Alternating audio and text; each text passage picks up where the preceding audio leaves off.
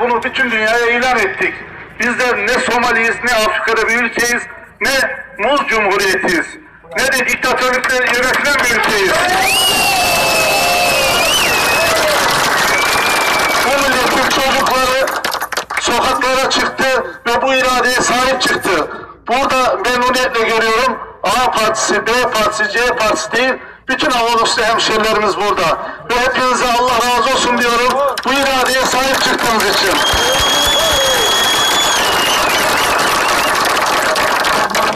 Arkadaşlar bu mücadelemiz ne için? Çocuklarımız için. Bu mücadele ne için? Vatanımız için, milletimiz için, bayrağımız için. Bu bayrağın yere düşmesine müsaade etmememiz lazım. Ve meydanları sabaha kadar bırakmamamız lazım. Biraz önce televizyonda izledim.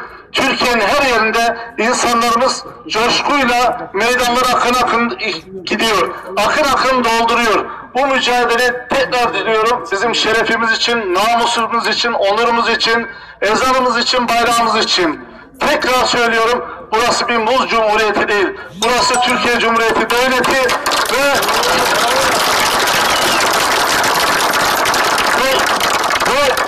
çok memnun oldum Avanoslular adına. Bunun büyük bir çoğunluğu zaten Nevşehir'e gitti. Değerli hemşehrilerim, burada hiçbir siyasi ayrım gözetmeden, hiçbir propaganda yapmadan, hiçbir nahoş hadiseye meydan vermeden, kimseyi rahatsız etmeden burada coşkuyla bulunduk.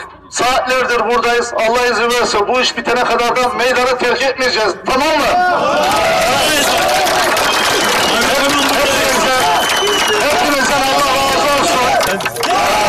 Bismillah, Allahu Ekber. Bismillah, Allahu Ekber. Bismillah, Allahu Ekber.